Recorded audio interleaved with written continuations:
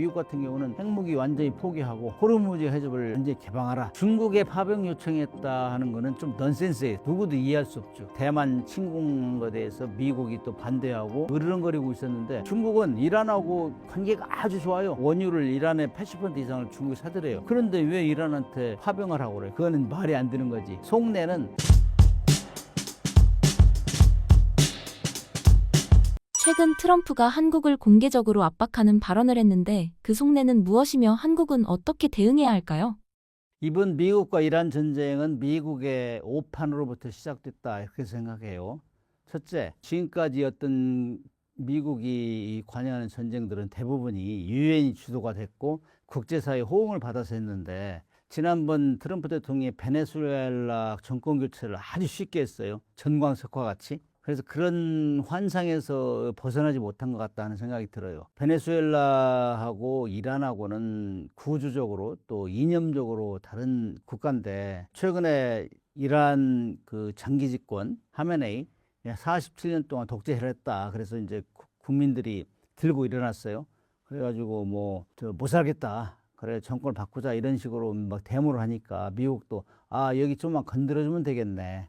이거 뭐 이 정도로 데모하면은 국민들 그 자유를 민주주의를 회복하는 차원에서 도와주면 되겠네. 그동안 너무나 고생했다 해서 그야말로 지휘부를 제거하면은 일거에 정권 교체까지 가능할 것이다 판단한 것 같아요.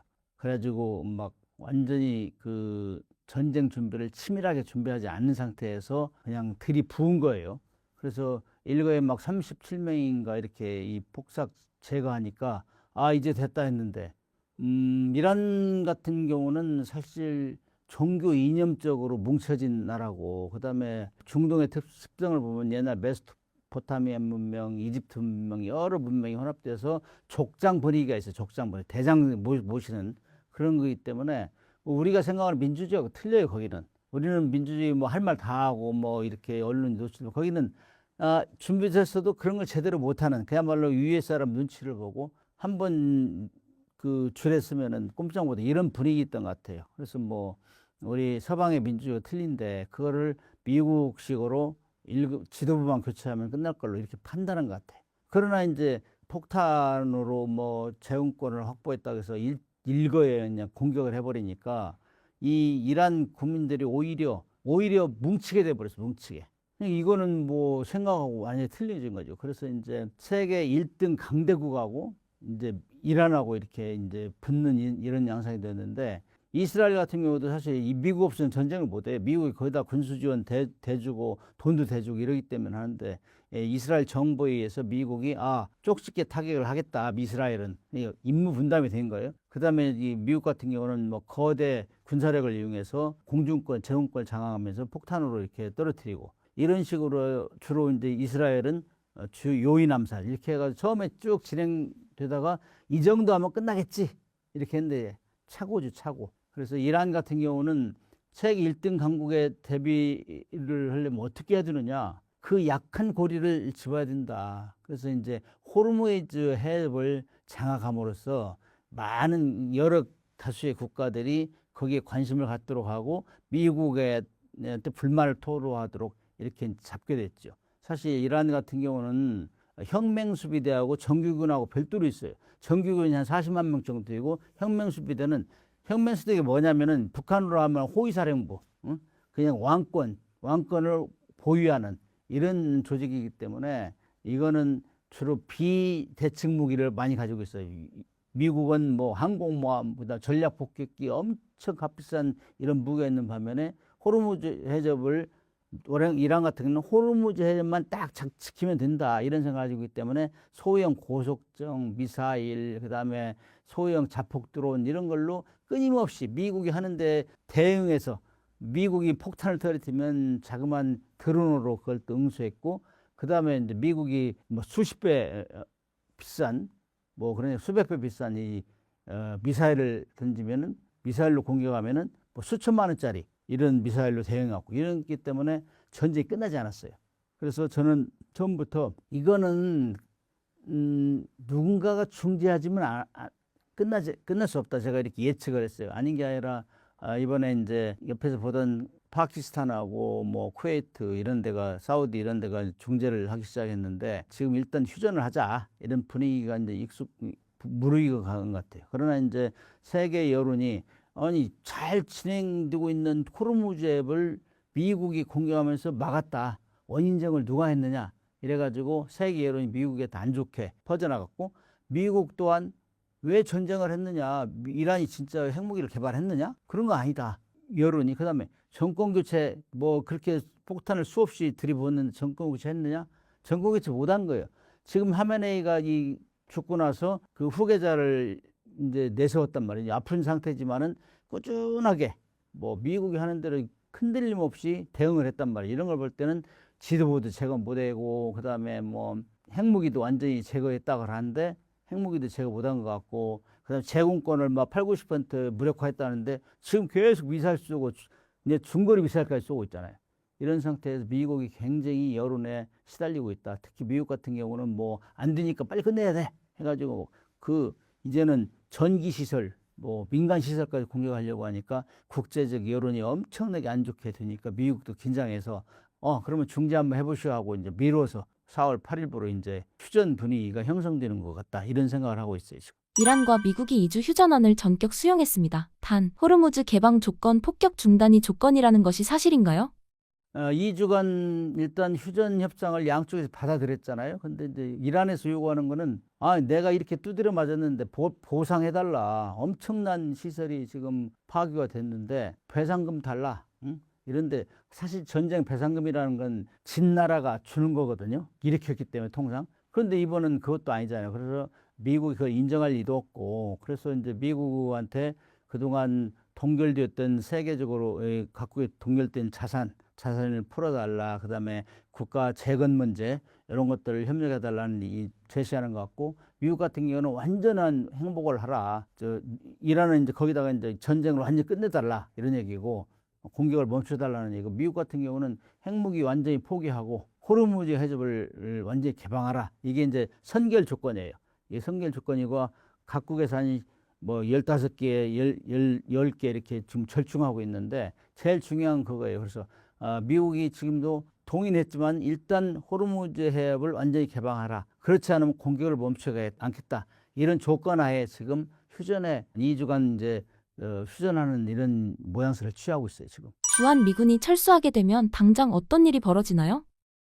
트럼프 대통령이 이제 이번에 파병을 해달라 해가지고 일본하고 우리한테도 강력히 요청했잖아요. 근데 이 동맹이기 때문에 통상 우리가 파병을 여러 번 했어요. 그러나 한미 상호 방위 조약에는 우리는 미군이 주둔하고 있는 북한의 재남침을 방지하기 위해서 있는 거예요. 그리고 태평양 지역에서 미국이나 우리가 침공을 받았을 때 서로 이제 동맹을 구성해 나가는 건데 그게 기본이에요, 기본.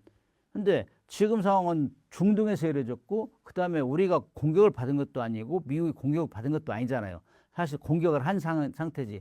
그렇기 때문에 하기 전에 우리한테 상의한 적도 없고 그러나 갑자기 미국이 이제 공격을 하면서 국제 여론이 악화되니까 이제 한국하고 일본에 강력히 요청했는데 우리는 그건 아니다. 우리는 지금 이란에서 우리 80%그 호르무즈 해협을 통해서 원유를 수입하는데 미국과는 틀리다. 우리는 거기에 전쟁에 참여하기는 어렵다. 이런 걸 이제 피력을 하면서 신중한 모드를 취해왔어요. 지금까지. 천만 다행이에요. 그렇지 않으면은 이란에 적대적으로 해버리면은 이란이 이제 우리한테는 정말 원유를 안 팔고 그렇게 되면 원유를 파는 것보다도 거기 통과 못하게 한단 말이지. 지금 억류된 함정이 26척이가 그런데 아무튼 이런 관계 때문에 우리는 절대 못하겠다 해가지고 있는데 미국은 너희들 섭섭하다.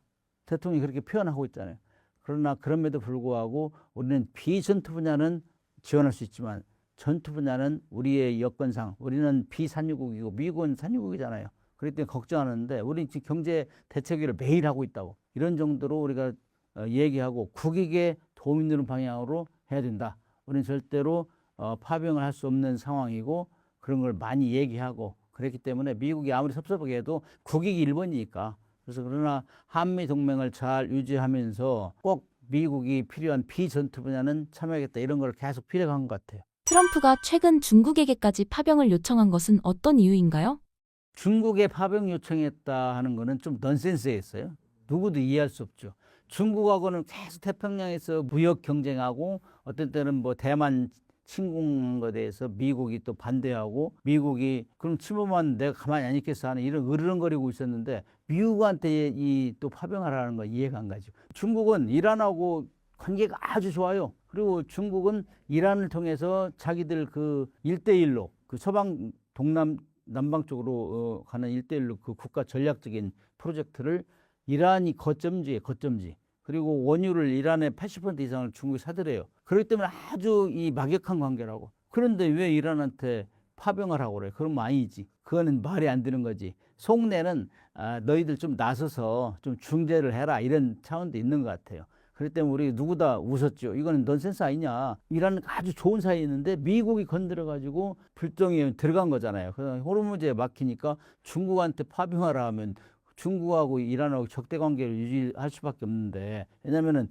파병하라는 얘기는 미국하고 연합군을 형성해서 호르무즈 해협을 오픈하자 이거예요. 그런데 중국에서 볼 때는 웃기죠 한마디로. 그러니까 중국에서는 웃기는 소리 하고 있네 속으로는 그랬을 거예요. 그러나 이제 내심은 우리한테 SOS를 치는 모양이구나 이렇게 이해했을 거예요. 현재 이란산 원유의 최대 큰손인 중국과 이란은 석유로 동맹과 위안화 결제 등으로 아직까지 끈끈한 관계라고 봐도 될까요?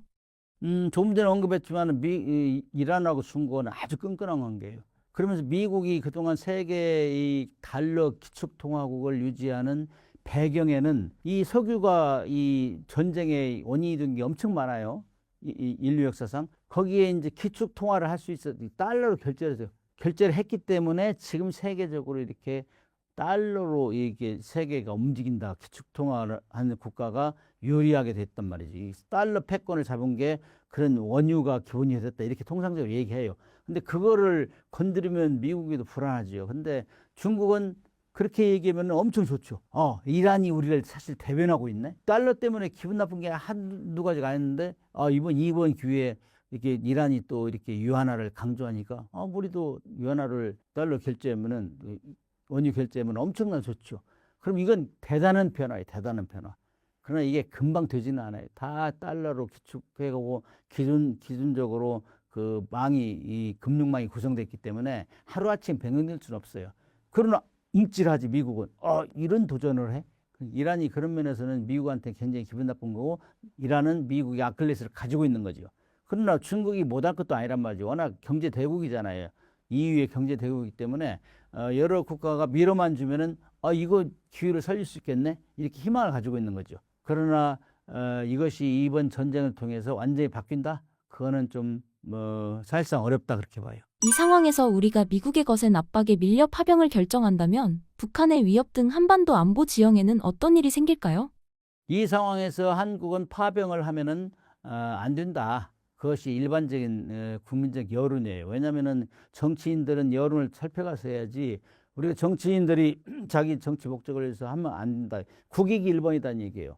일단은 호르무즈 해협을 통해서 우리가 원유를 80% 정도 확보하는데 거기를 등을 줘버리면은 지금 뭐 함정도 선별적으로 이렇게 통과시키잖아요. 그거 우리는 이제 큰일 나는 거죠. 그래서 파병을 하면 안 된다 하는 게 기본 원칙인데 미국에서 그래도 비전투 분야라도 파병하고 우리 편에 서달라 제발 우리 입장을 대변해달라 계속 강조할 수 있어요. 그렇게 해도 끌려가면 안 되는데 만약에 파병한다면은 우리는 굉장히 미국하고 갈등이 심할 수 있어요. 그래서 한반도에 미군이 존재하는 이유, 그다음에 우리 한미 동맹이 결성한 이유는 북한의 남침을 억제하기 위한 건데 북한에서도 이 찬스라고 생각하지 그렇게 하면서 또 미사일 도발을 한다든지 이렇게 하면서 우리를 건들겠죠. 그래서 이제 미군의 전력 공백이라든지 한미 동맹이 약화되는 고리를 틈타서 새로운 도발을 가능성도 있고 그렇기 때문에 미국이 우리 한반도에서 떠나는 것까지 이렇게 또 이런 얘기를 할 거예요. 아니 우리 뭐 상의도 없이 미군의 이번에 패트리어트 미사일을 뺐잖아요. 사드 미사일 이런 거를. 그래가지고 우리 국민적 여론이 안 좋았어요. 한국에 우리가 이 거대한 땅을 제공하고 그다음에 뭐 1년에 한 4조 가까이 지원하잖아요. 우리가 주한미군 주둔비중에 직접비가 한 1조 원 석 되고 나머지 2조 5천억 정도는 토지, 건물 이런 거 다 들어가면은 2조 5천억 그러면 한 4조 정도를 부담하고 있어요. 그런 트럼프 대통령이 항상 뭐 28,500명인데 45,000명이라고 얘기하잖아. 항상 그 몇 년 동안 얘기하고 있다고. 그거 그다음에 한국은 공짜로 그 뭐 혜택을 받고 있다 그러는데 전혀 그게 아니에요. 우리가 1년에 4조 정도 낸다고. 그런 사실 트럼프 때 이번에 다시 한번 확인해야 되고 그렇기 때문에 우리 주한미군에 대해서 우리가 그냥 미국의 전적인 혜택을 받는 게 아니다. 우리도 다 대가를 지불하고 있다. 이런 걸 분명히 얘기해야 되고 파병은 분명히 우리의 국회 동의를 받아서 해야 되거든 또. 그렇기 때문에 이건 쉽지 않다 그렇게 생각을 해요. 4월 현재 한국이 주한미군 없이도 주도적으로 전쟁을 통제하는 자립력은 어느 정도까지 와 있습니까? 자, 이제 인류 역사에서 우리가 이제 이 급하게 이제 발전을 해왔고, 그 다음에 우리 주변 사강이 있음에도 불구하고 강대국 사이에서 우리가 모든 것을 세계 10위권에 들어있잖아요, 지금. 이건 우리 국민들의 노력이고, 우리 열성이고, 지적 수준이고 그렇단 말이죠. 그러나 이제 우리가 딱 한 가지 못한 거. 원래 이제 강대국의 표상은 군사력이 1번, 그 다음에 경제력, 산업력, 뭐, 그 다음에 국민적 대동단결의 능력, 이런 것들이 국력의 이 기본 요소예요. 근데 우리는 군사력에서도 지금 5, 6위권 얘기하고 경제력도 10위권에 있잖아요. 모든 면에서 그야말로 상위권에 들어있다고. 그런데 딱 한 가지 우리가 지금 못하는 거는 핵무기가 없어요. 군사력의 기본은 핵무기 가진 게 1등이 1등. 근데 군사를 평가할 때 뭐 우리가 5, 6위 돼도 핵무기가 들어가면 북한은 처져요. 북한은 핵무기 가지고 우리는 안 가지고 있거든. 그렇기 때문에 핵무기를 제외한 모든 면에서는 우리가 북한을 압도해요. 육해 공군 다. 근데 우리가 핵무기를 안 갖는 이유는 미군, 주한미군 있잖아요. 미국에서 핵무기는 갖지 마. 한국이 핵무기를 가지면은 핵 도미노 현상이 생겨. 그리고 우리가 지켜줄게. 주한미군이 우리가 핵무기를 개발하면은 주한미군이 있을 존재 이유가 없어요, 사실은.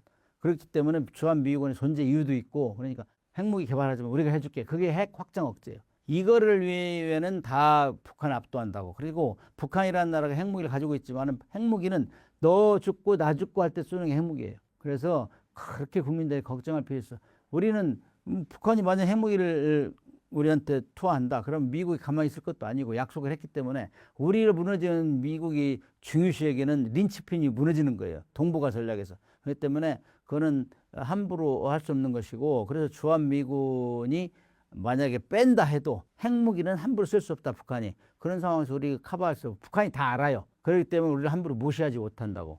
그래서 주한미군이 밖으로 뺄 일은 우리의 동의 없이 뺄 일은 없어요. 그러나 미국은 아시아 그 동북아시아의 전략에서 일본은 코너스톤 주춧돌이라고 생각해요. 주춧돌.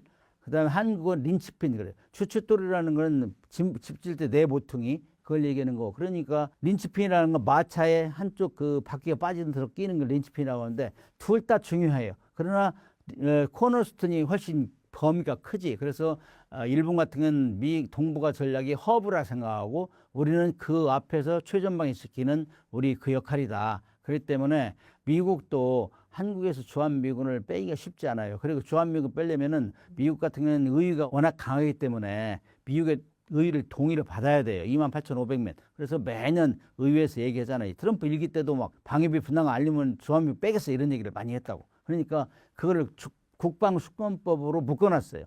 해마다 결의를 하는데 이렇게 되면 28,500명은 트럼프 맘대로 못 빼요. 그 때문에 빼기가 쉽지 않다. 그래서 아무튼 주한미군이 빼도 우리는 큰 문제 없이 우리 방어 능력이 있다. 그리고 미군이 우리 빼려면 상호 합의를 해야 되고 그 다음에 미국의 의의 동의를 받아야 하기 때문에 그렇게 주한미군 때문에 우리가 빼면은 우리가 큰일 나는 것 이렇게 인식할 필요는 없다 생각합니다. 김대영님 모시고 오늘은 주한미군의 지금 현재 실태 또 앞으로 혹시 또 변화가 생기는 거 아니냐 이런 우려들도 있으신데 좀 짚어보도록 하겠습니다. 트럼프 대통령이 이란 전쟁 치르면서 자꾸 한국이 뭐 도와주지 않는다고 이러면서 숫자는 틀리지만 항상 틀려요. 늘 틀리지만 항상 틀려요.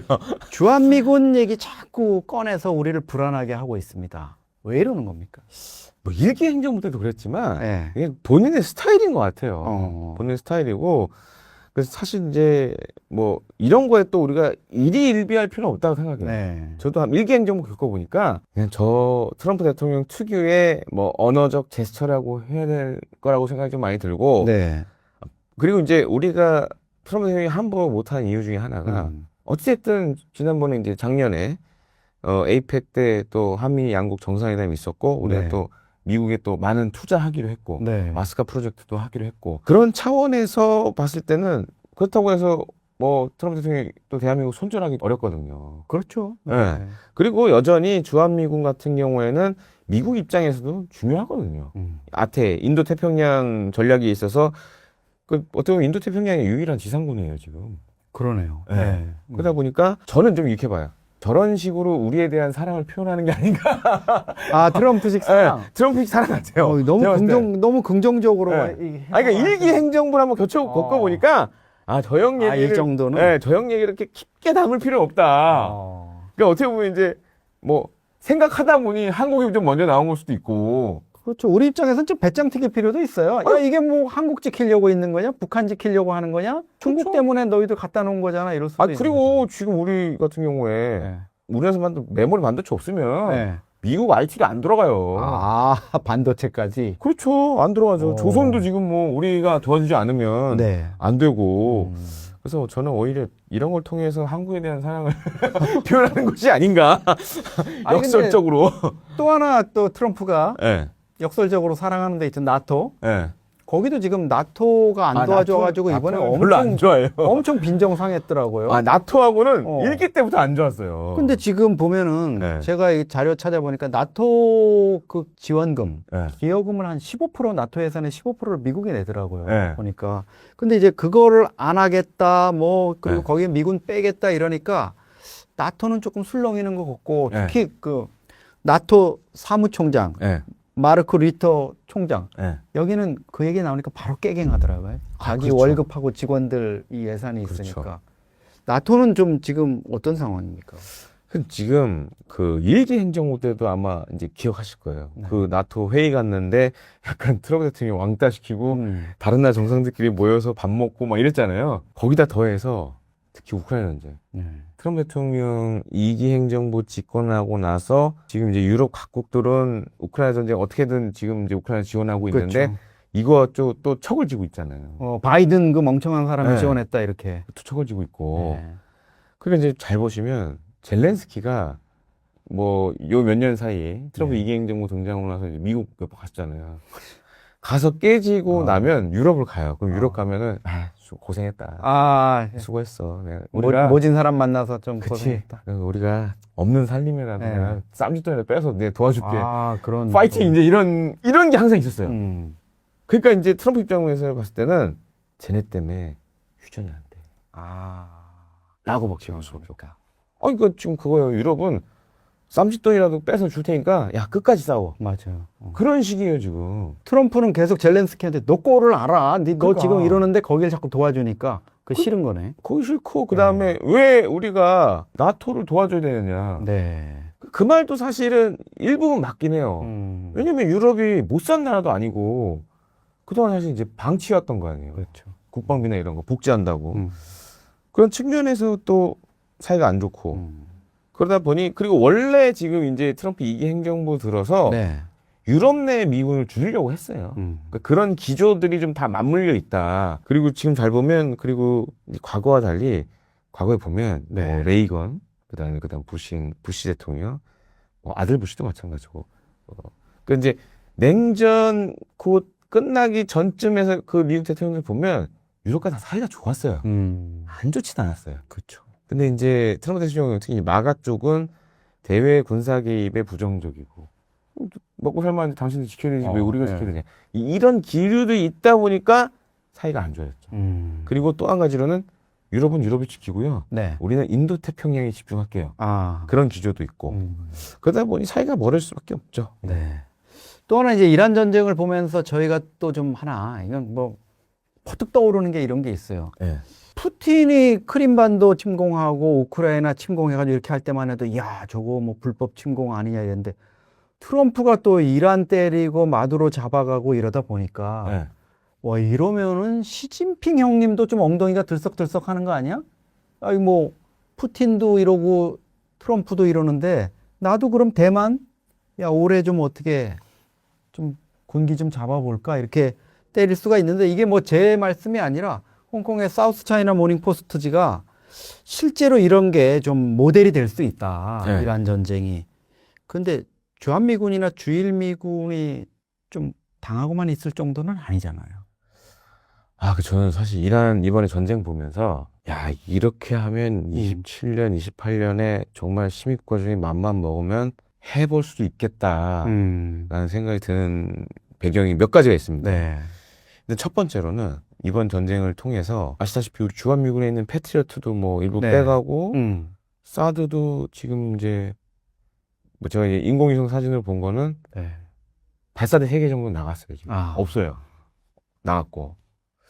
근데 문제는 이겁니다. 전쟁이 끝나더라도 이 소모된 양을 보충하는 데 시간이 많이 걸려요. 네. 그러면 이란이 지금 보여준 탄도미사일 능력은 중국하고 비교해보면 네. 한 3분의 1도 안 돼요. 아, 그래요. 중국은 사실 로켓군 자체가 제가 이제 국방대 그때 석사했을 때 네. 중국 뭐 군사 그때 학을 했었는데 그때 제가 PT를 하나 만든 게 있어요. 그래서 그걸 어떻게 만들었냐면 제가 중국어를 하잖아요. 네. 그 대만군에서 나온 자료들을 정리해가지고 만든 게 있어요. 그걸 이제 수업 시간에 프레젠테이션 했는데 교수님이 놀랐어요. 야, 이 정도라고? 무서워요, 진짜. 근데 이제 이란은 사실 한 가지 그래도 미사일 방어에 있어서 쉬운 점이 뭐냐면 미사일 방어라는 게 이제 단순 요격만 있는 게 아닙니다. 그렇죠. 발사대를 부셔야 돼요.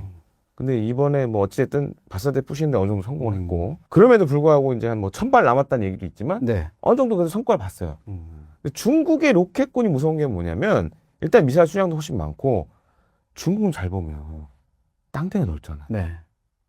발사대 파기가 쉽지가 않아요. 아. 그리고 또 한 가지로는 저도 옛날에 중국 살았지만 최근에 중국 가보면 놀라는 게 그 교통 인프라 네. 너무 잘 돼 있어요. 고속철로 뭐 돼 있고 그것도 여러 가지 그렇고 고속도로가 많이. 전에는 이제 고속도로도 포장이 별로 안 좋았어요. 네. 근데 지금은 거의 우리나라 수준은 돼요. 그런데 그런 도로가 엄청나게 많아요. 그러면 이거를 잡아야 되는 입장에서 보면 네. 굉장히 머리 아파지죠. 숨을 때도 많고 교량이나 이런 것들도 지금은 과거와 달리 엄청나게 많고 그렇죠. 땅덩이가 넓다 보니까 이런 우리가 보통 이동식 발사대라고 하는 텔들 이거 잡는 게 쉽지가 않아요. 네. 그래서 저는 생각에 야 지금 미군이 지금 어찌됐든 전쟁 끝나면서부터 각종 유도 무기를 보충하는데 시간이 꽤 걸리거든요. 네. 그러면 오히려 27년, 28년에 대만 쳐들어가는 것도 오히려 중국의 승산이 있을 수 있다. 아. 라는 생각이 좀 들어요. 그래서 제가 걱정되는 거는 그리고 최근에 보시면 국민당 지금 주석이 네. 베이징 갔어요. 맞아요. 그다음 이제 어젠가 대만 들어왔는데 그런 걸 수도 있죠. 약간 이제 그런 뭔가를 위장하려는 움직임. 그 다음에 이렇게 할 수도 있어요. 굳이 막 침공이 아니더라도 이번에 이란처럼 미사일만 계속 쏘는 거예요. 아, 예. 어차피 얘네는 다 못 막잖아. 물론 이제 대만이 뭐 우리 버금가는 정도의 미사일 방어체계 갖고 있지만 저렇게 물량전으로 자폭 드론 쏘고 뭐 이러면 네. 못 막아내요. 그러면 자연스럽게 국민당이 지금 민진당 정권을 네. 중지한다는 식으로 해놓고 올라오면서 홍콩이나 마카오처럼 처럼 그냥 바꾸면 되죠. 갑니다. 예. 그래서 저는 요번에 국민당 주석이 베이징 간 게 좀 예사롭지 않다라고도 네. 좀 보여지죠. 그러면 이제 중국 입장에서도 굳이 뭐 상륙 안 해도 되고 그러니까 이란처럼 네. 자폭도로 계속 하려고 탄도미사일 계속 쏘고 그러면 그렇게 하기도 쉽잖아요. 미국이 과연 어떻게 반응할 거냐 이게 중요한데 네. 지금 봤을 때 트럼프 대통령이 하는 거 봤을 때는 안 도와줄 거예요. 안 도와줄 가능성이 훨씬 높아요, 지금. 이번에 또 이번 전쟁 통해서 한번 뒤인 게 있기 때문에 네. 네. 대신에 이제 일본은 난리를 치겠죠. 음. 그다음에 이제 뭐 아시다시피 이제 이번에 이란도 중동 지역 미군 기지 공격한 것처럼 주한 미군 기지 공격하고 주일 미군 기지 공격하면 그렇다고 해서 뭐 이번에도 이제 미국이 그렇게 크게 뭐 이란에 대해서 뭘 한 게 없잖아요. 예, 뭐 자기네 뭐 저 고급 자산들 다 부셔줘도 뭐 네. 별로 관여 안 하더라고요. 그러니까. 그건 봤을 때 오히려 지금 이번 전쟁을 통해서 중국이 한번 모험을 해볼 수 있는 환경이 좀 만들었다라고 좀 생각이 되죠. 네. 지금 뭐 전쟁 상황이 계속 이어지는 거를 전제로 할 때 트럼프가 지금 우리가 호르무즈 해협 봉쇄라든가 여기에 뭐 군함 안 보내고 이런 건 상당히 삐져 있는데 예. 결국은 우리가 보내야 됩니까? 아니면 그냥 모른 척하고 계속 있으면 됩니까?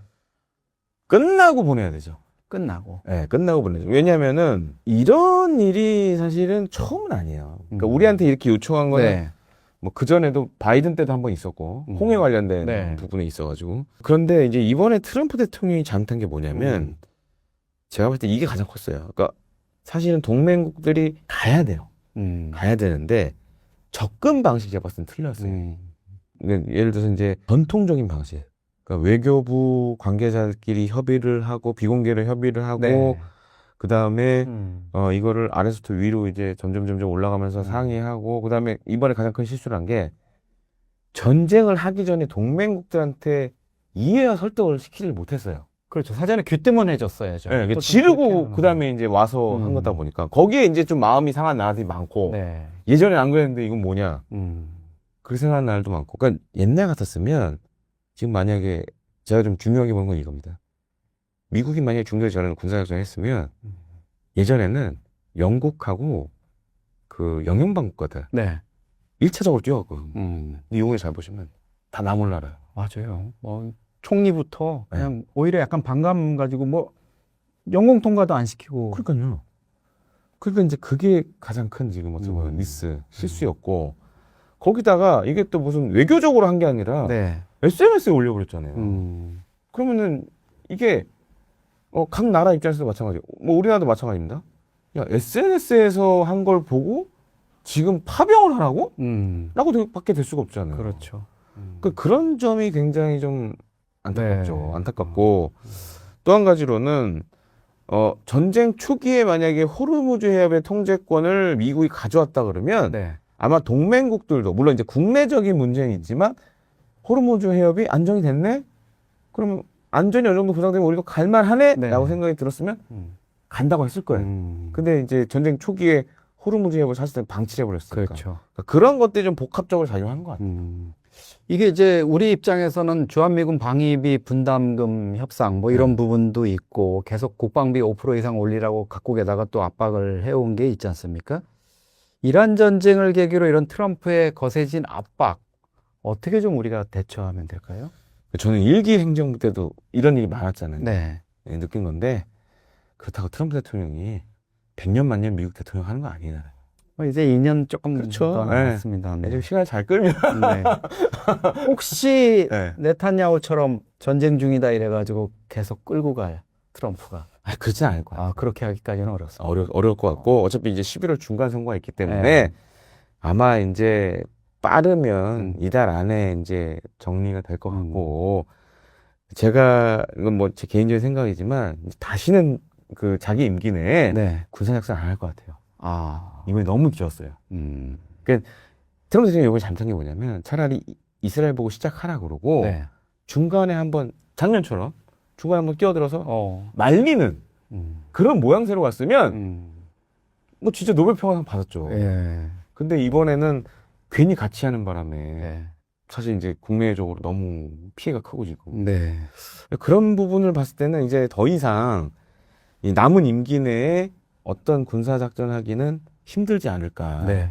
그럼 그렇게 따져보면 중국은 오히려 대만 침공하기 좋을 수도 있다. 라고 좀 생각이 들죠. 중국이 요즘 뭐 트럼프가 좀 헤매는 사이에 자신들이 그냥 거의 중재국 뭐 그렇죠. 이 전 세계의 이런 평화의 사도 역할을 지금 하려고 네. 막 하고 있습니다. 네, 오늘 김대영님 모시고 이란 전쟁의 깊숙한 내막 또 우리 한국의 바람직한 대응 전략에 대해서 짚어봤습니다.